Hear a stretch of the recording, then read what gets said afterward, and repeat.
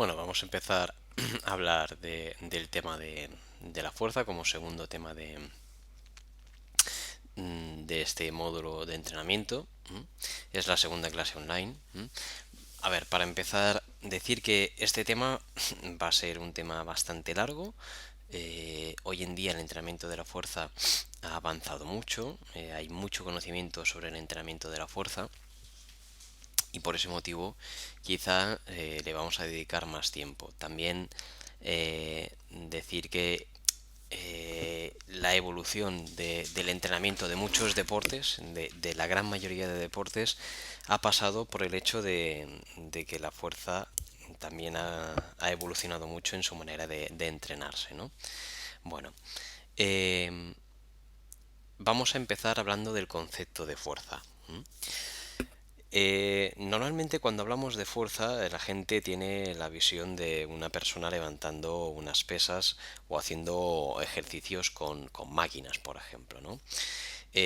Para empezar, me gustaría destacar que entrenar la fuerza en muchas ocasiones significa entrenar con el mismo gesto deportivo. Es decir, cualquier gesto deportivo que hagamos, sea correr, sea ir en bici, sea escalar, estamos aplicando una fuerza ante un movimiento. La podemos aplicar una vez, como en el caso de los halterófilos, o la podemos aplicar muchas veces en el caso de otros deportes colectivos, ¿no?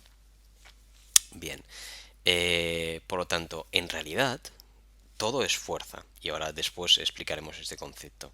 La cualidad física fuerza es la cualidad madre. Esta diapositiva habla un poquito de este concepto, ¿no? Este concepto viene de Julio Tous, es un autor que ya en los años 90 pues, publicó un libro hablando de las nuevas tendencias en el entrenamiento de la fuerza, ¿no? Y él argumentaba que la fuerza es en realidad la cualidad física fundamental de la cual derivan tanto la velocidad como la resistencia, porque en realidad la resistencia no es nada más que mantener unos niveles de fuerza durante determinado tiempo, ¿no? Y la velocidad en realidad es fuerza, ¿eh? Velocidad y fuerza es lo mismo. Ahora explicaremos este concepto, ¿no? Desde el punto de vista físico, cuando hablamos de fuerza igual a masa por aceleración, eh, pues cabe entender una serie de puntos. El primero, que cuanta más aceleración imprimimos a una determinada masa, es decir, ante un determinado objeto, más fuerza estamos imprimiendo. Es decir, eh, ante un mismo balón medicinal, por ejemplo, cuanto más rápido lo movamos, más fuerza imprimiremos y como consecuencia también más lejos lanzaremos, ¿no? Lo que pasa aquí es que también interviene la masa, es decir, cuanta más masa movemos también más fuerza estamos aplicando, ¿no? Bien, lo que pasa que, bien, no hay que asociar el concepto de fuerza solamente a lo que es el movimiento, porque esto sería erróneo. Y me explico. Nosotros podemos, por ejemplo, mantener una posición, tener que aplicar un grado importante de fuerza y, sin embargo, digamos, estamos aplicando fuerza. Imaginaros que yo sujeto una pesa de 10 kilos con el brazo y no me muevo. Bueno, pues esto también sería sujetar fuerza. Si vamos a internet y buscamos el concepto de fuerza isométrica, por ejemplo, buscáis por fuerza isométrica, bueno, ahora no tenemos internet disponible, veréis que, digamos, es del concepto del cual hablo, ¿no? Bien, ¿por qué digo eso? Digo eso porque en realidad deberíamos medir la fuerza no por la manifestación externa, no por lo que vemos, sino por el grado de tensión que se genera en la musculatura. Es decir, yo puedo empujar una pared, no moverla, pero sin embargo estoy aplicando fuerza, ¿no? Bueno, entonces esto es un grado de tensión que hay en las fibras musculares. Cuanta más tensión hay en la fibra muscular, más fuerza estaré aplicando. Bien, vamos a hablar un poquito de un mito y es de, de la lesividad de la fuerza, ¿vale? Como digo aquí, lejos de ser cierto que el falso mito que demoniza el entrenamiento de la fuerza como medio de entrenamiento con alto riesgo de lesión, el trabajo de fuerza tiene una clara función preventiva por lo que se refiere a la frecuencia de lesiones deportivas. Hay estudios que demuestran que en aquellos sujetos o equipos en los que se entrena la fuerza, la incidencia de lesiones es bastante inferior, ¿no? Aquí tenéis un cuadro donde lo que está describiendo es la ratio de lesiones que existen o que se dan por hora y por actividad. Fijaros que la primera de todas está el fútbol de los chavalines con 6,20 lesiones por cada 100 horas de práctica. El rugby, por ejemplo, tendría 1,292 lesiones por cada 100 horas de práctica. Por ejemplo, el squash tiene 0,1 lesión por cada 100 horas de práctica. Y abajo de todo tenemos el entrenamiento de pesas y el entrenamiento de levantamiento de pesas con 0,0035 lesiones por cada 100 horas de práctica. ¿Con eso qué quiero decir? Bueno, durante mucho tiempo se ha dicho, oye, cuidado con el entrenamiento de la fuerza, con levantar pesas, porque puede ser lesivo. Evidentemente, como todo, si se realiza de manera incorrecta, técnicamente incorrecta, pues es lesivo, pero si lo hacemos correctamente, lejos de ser lesivo, es preventivo de cara a las lesiones. Bien. Otro concepto importante es este de aquí, ¿no? El cuándo trabajar la fuerza. Mirad, esto de aquí representa eh, la fase sensible, es decir, eh, digamos en los momentos en los que se desarrolla más la fuerza, ¿no? Que es muy parecido a lo que es el pico de crecimiento, ¿no? Mirad, eh, esto de aquí es el pico de crecimiento que se da entre los 12, 13, 14 años, y esto de aquí debe representarlo en el caso de las chicas, chicos y chicas. Precisamente es en estas edades, en las chicas desde los 11 a los 14 años aproximadamente, y en los chicos desde los 12, 13 hasta los 16, 17, cuando se crece más, cuando existe un boom hormonal anabólico que favorece la asimilación del entrenamiento de la fuerza, ¿no? Entonces, otro mito a derribar es que, lejos de ser perjudicial el entrenamiento de fuerza en edades jóvenes, es especialmente provechoso. Es decir, aprovechando este boom hormonal de hormonas como es la testosterona, hormona de crecimiento también, pues hay que trabajar la fuerza para optimizar los resultados de este entrenamiento. Bueno, vamos a hablar ahora de los tipos de fuerza que existen. Mirad, como os comentaba, vamos a hablar de la fuerza isométrica, es decir, aquella en que la fibra muscular no se alarga ni se acorta, es decir, sino que simplemente mantiene su longitud. Aquí, a forma un poco cómica, he puesto pues una mujer que empuja contra una verja, ¿no? Contra un grupo de policías, ¿no? Bueno, realmente no están produciendo movimiento, pero sí están realizando fuerza, sin producir ni alargamiento ni acortamiento de la musculatura, si mantuvieran la posición, ¿no? Teórica. Bien, entonces, este tipo de fuerza se llama isométrica. Normalmente se aplica mucho en el ámbito de la prevención y rehabilitación, mm, manteniendo posturas entre 30 segundos y un minuto. Se suele denominar también trabajo postural.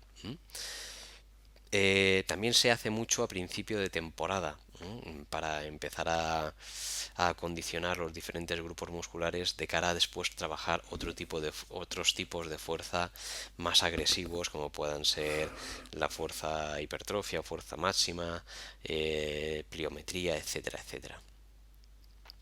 Esto de aquí son ejemplos de fuerza isométrica. Simplemente veis que es mantener posiciones, ¿no? Más generales, como un trabajo lumbar en este caso, un trabajo de la musculatura tanto oblicua, abdominal oblicua, como glútea en general, como también de estabilización del hombro. En este caso es una plancha abdominal, y aquí pues están asemejando, digamos, la posición de la melee en el rugby, es un entrenamiento isométrico. Bien, todo el tipo de fuerza que no es isométrico, es decir, que se da en movimiento, que se da de una forma dinámica, se denomina anisométrica. Por ejemplo, aquí vemos un remero que evidentemente tiene que producir un movimiento para desplazarse. Bien, primer tipo de fuerza de este tipo, fuerza máxima. La fuerza máxima es la capacidad de contracción voluntaria máxima de un músculo o de un grupo de músculos. Veis aquí, por ejemplo, esta chica está realizando una sentadilla completa con un peso que probablemente pueda representar su fuerza máxima o también llamada su RM, como señalo aquí, una RM, ¿no? Que es una repetición máxima. Para que realmente sea un ejercicio de fuerza máxima, tan solo se debe poder realizar una repetición. Si se realizan dos repeticiones con este peso, pues ya no se trata de su fuerza máxima, se trataría de una fuerza submáxima. Evidentemente, para levantar este peso, esta chica pues lo hará a una velocidad muy muy muy lenta, y así debe ser en todos los casos. Si lo levanta a una velocidad rápida, significa que evidentemente está lejos de su fuerza máxima. Los estudios demuestran que aproximadamente todos los sujetos movilizan su repetición máxima, es decir, el peso que mueven en una repetición máxima, curiosamente a una velocidad similar de 0,2 metros por segundo. Bien, la fuerza explosiva. La fuerza explosiva es toda aquella fuerza que se manifiesta por unidad de tiempo. Es decir, cuando yo cojo la ratio de fuerza expresada en un determinado tiempo, esto es la fuerza explosiva, ¿no? Por ejemplo, hay deportes en los que es especialmente importante la fuerza explosiva, es decir, en casi todos lo es, porque en todos tenemos un tiempo limitado para, digamos, imprimir toda la fuerza que podamos, ¿no? Es decir, si yo, por ejemplo, hago un lanzamiento de jabalina, pues está claro que el tiempo que yo tengo para imprimir fuerza a este objeto es limitado. Por lo tanto, debo imprimirlo pues en este 0,3 segundos que dispongo para lanzar, al igual que en un lanzamiento de martillo, al igual que cuando corro, al igual que cuando, por ejemplo, hago un chut, es decir, o un salto. Da igual, siempre tengo un tiempo limitado. Entonces, a este tipo de fuerza, que es fuerza por unidad de tiempo, le llamo fuerza explosiva. Después podemos hablar de la fuerza elástico-reactiva. Vamos a ver, la fuerza elástico-reactiva deriva de un concepto que es el ciclo de estiramiento-acortamiento. Es el denominado CEA. Se escribe normalmente CEA, como lo estoy poniendo yo ahora. Ciclo de estiramiento-acortamiento. ¿De acuerdo? Cuando yo hago un salto, por ejemplo, este señor que está ahora mismo realizando una serie de saltos en diferentes direcciones, pues los tendones, la musculatura, primero sufre un estiramiento y después un acortamiento. Lo curioso es que si yo caigo de una determinada altura, por ejemplo, este señor cae de un escalón y después salta a continuación, la fuerza que es capaz de imprimir, es decir, el siguiente salto, va a ser mayor que si no saltase desde parado. Es decir, cuando yo caigo de una altura que no es excesiva, la altura que puedo conseguir en el siguiente salto es superior. ¿Por qué? Bueno, pues porque la energía que hemos acumulado en las estructuras como son los tendones, tejidos conjuntivos o musculatura, se ha acumulado y en el siguiente salto, si se realiza en un corto periodo de tiempo, se libera en forma mecánica.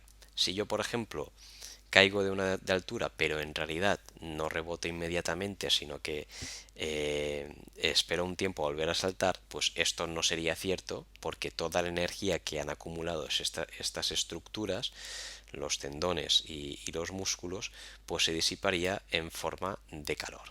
¿Mm?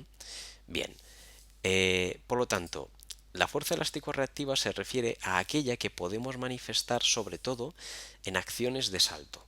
Es decir, cuando yo salto y a continuación vuelvo a desplazarme, pues tengo un plus de energía. A esta energía pues es la fuerza elástico-reactiva. ¿De acuerdo? Bien, nosotros podemos pensar que solo en deportes de salto o sí, pues es precisa esta energía elástico-reactiva. Y esto no es cierto. ¿Por qué? Pues porque en realidad cualquier deporte que sea de desplazamiento, ahora imaginemos, por ejemplo, un corredor, ¿no? Aunque sea un corredor de larga distancia, pues claro, si él se puede servir a través de esta energía, en lugar de producir el movimiento por la contracción de los músculos, estará ahorrando una cantidad importante de energía. Por eso es importante también, es decir, la energía, la fuerza elástico-reactiva es un factor ahorrativo. Bien, fuerza-resistencia. La fuerza-resistencia es toda aquella que se manifiesta cuando prolongamos en el tiempo un gesto deportivo que implique fuerza. Por ejemplo, aquí vemos un ciclista que va subiendo un puerto, está aplicando un grado de fuerza importante y la va a aplicar durante un tiempo prolongado. Bien, este concepto se denomina fuerza-resistencia. Aplicar fuerza durante un tiempo prolongado de tiempo, valga la redundancia, pero además es importante señalar que siempre la fuerza-resistencia se debe hablar en un contexto específico del deporte. Me explico. Es decir, la fuerza-resistencia de ciclista es ir en bici. Es decir, es ir en bici en unas condiciones aumentadas de aplicar fuerza. Si hablamos de la fuerza-resistencia en un nadador, pues lo mismo, será nadar aplicando un grado mayor de fuerza del habitual. ¿Cómo? Pues nadar con, por ejemplo, con una camiseta, o nadar con un lastre, o nadar con unas manoplas para poder aplicar más fuerza del habitual. Eso es importante porque la fuerza resistencia debe entrenarse de manera específica, es decir, en el contexto deportivo. De nada sirve o de muy poco sirve entrenar la fuerza resistencia en el gimnasio, es decir, por ejemplo, en este caso del ciclista, haciendo sentadillas, si en realidad él lo que necesita es mejorar la fuerza encima de la bici. Tendría muy poca aplicabilidad. Bien, vamos a hablar un poquito del entrenamiento excéntrico. Mirad, el entrenamiento excéntrico, que como veis aquí estamos focalizando el ejercicio sobre la musculatura isquiotibial, eh, es de gran utilidad sobre todo en la vertiente de prevención de lesiones. ¿Por qué? Bueno, porque se ha visto que cuando realizamos un ejercicio excéntrico se produce un estiramiento y alineamiento tanto de las fibras tendinosas como de las fibras musculares y tiene un efecto importante de cara a prevenir lesiones como por ejemplo roturas musculares, ¿no? En el caso de isquiotibiales, que es un músculo especialmente propenso a estar débil y a lesionarse por rotura, pues es interesante, por ejemplo, este ejercicio. Aquí tenéis lo que es el tirante musculador. Pues es un, un, un elemento muy interesante, un material muy interesante, pues por su utilidad. Es muy fácil de transportar, se puede colocar en cualquier sitio. Este también es un tirante musculador y sirve para trabajar de manera excéntrica tanto la musculatura del cuádriceps como la musculatura isquio y lumbar. ¿eh? Ya os digo, por su portabilidad y por su gran efectividad es muy interesante el trabajo en el mismo campo con esto. ¿Veis? Se puede poner en cualquier sitio. En este caso no solo está reforzando la musculatura del cuádriceps, sino que también todas las fibras del tendón rotuliano pues se refuerzan por la tracción a la cual es sometida en este ejercicio.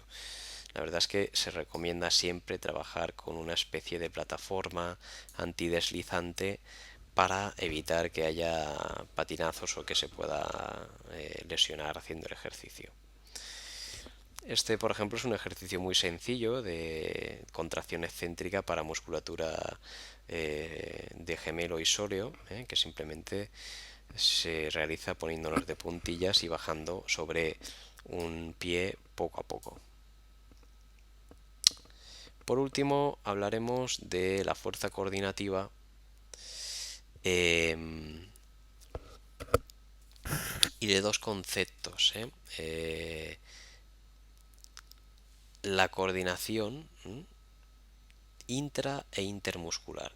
Intra e intermuscular. Vamos a explicar estos conceptos. Mirad. Primero explicaremos el concepto de coordinación intermuscular. Cuando yo voy a realizar cualquier gesto deportivo, cualquiera, ahora por ejemplo vamos a coger este ejemplo, ¿no? Que es un lanzamiento de peso. Pues está claro que lo lejos que llegue la bola no va a depender solo de la acción del brazo, sino que previamente habrá toda una serie de grupos musculares que se habrán también utilizado y de alguna manera habrán transferido su fuerza a esta bola, ¿no?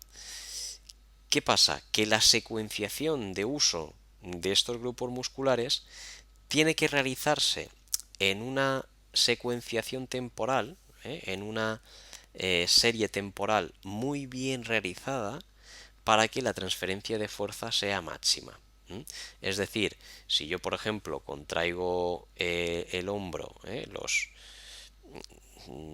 la musculatura, por ejemplo, extensora del hombro,